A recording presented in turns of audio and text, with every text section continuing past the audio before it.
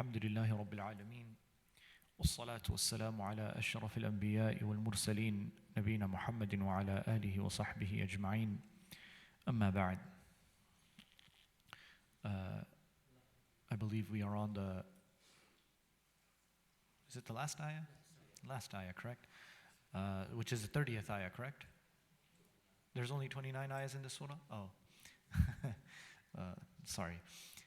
29 ayahs in this surah. So the last ayah, وَلِلَّهِ الْحَمْدِ. And then I believe then, inshallah ta'ala, tomorrow we can review collectively the entire surah together, inshallah ta'ala. Perhaps we can all grab a mushaf, or we can all get a mushaf together and we can repeat the surah maybe once or twice together, inshallah ta'ala, so that this facilitates in memorization. As for the last ayah, it's related to the previous ayah in which Allah Azza wa Jal says, لمن شاء منكم أن يستقيم. لمن شاء أعوذ بالله من الشيطان الرجيم بسم الله الرحمن الرحيم لمن شاء منكم أن يستقيم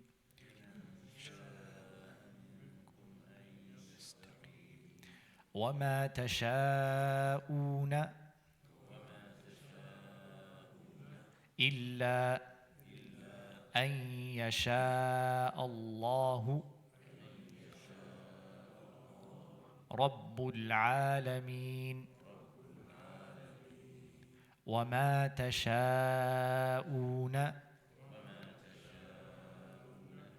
إلا أن يشاء الله رب العالمين. طيب, inshallah.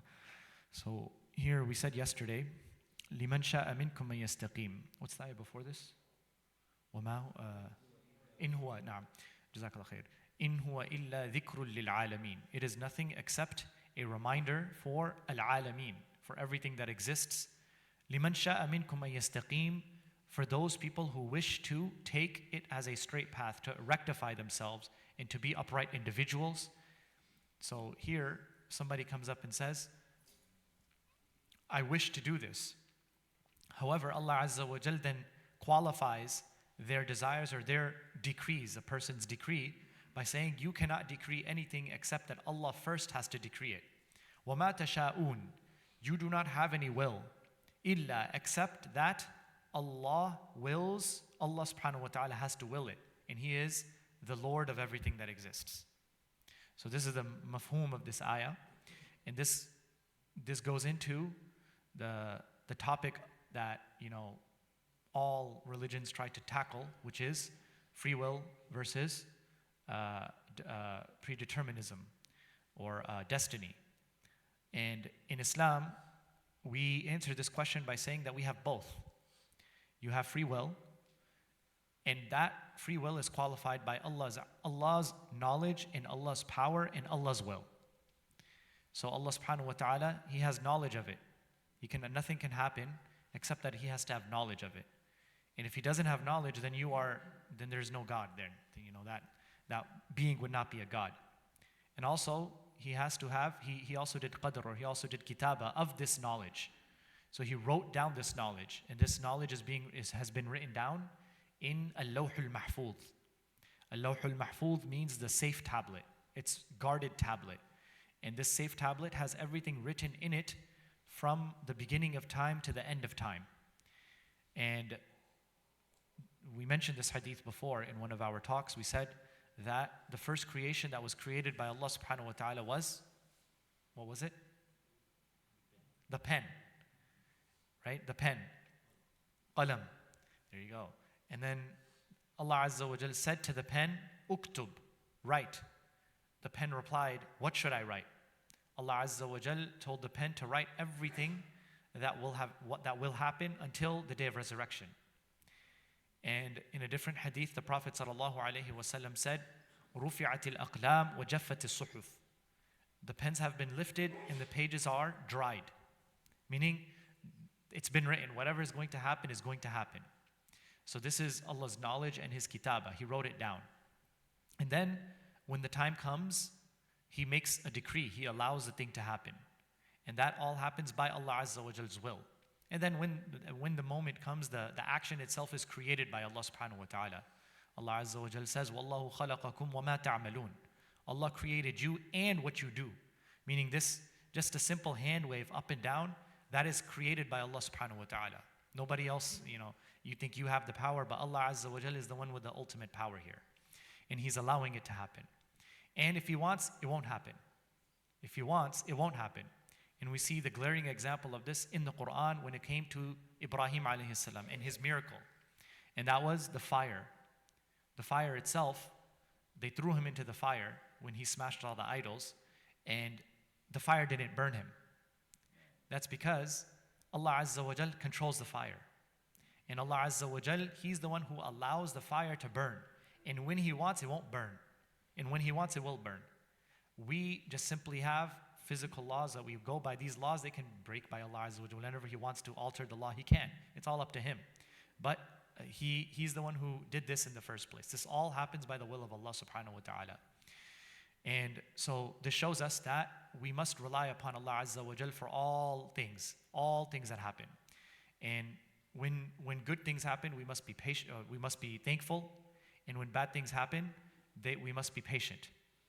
This is the aqidah of the Muslim. This is the belief system of the Muslim. So with that, there's a lot more that we can discuss here. I know there's many questions that are pending in our minds. And this is, I'm tired. So we won't go too deep into this, inshallah ta'ala. Maybe another day, inshallah ta'ala, we will go through some of the aqidah topics, and one of them being divine decree of Allah Azza wa Jal and how it works. I'll leave you just with one thing. The ulama of the past, they said, Al-Qadr, the divine decree, Sirrullah fi khalqi.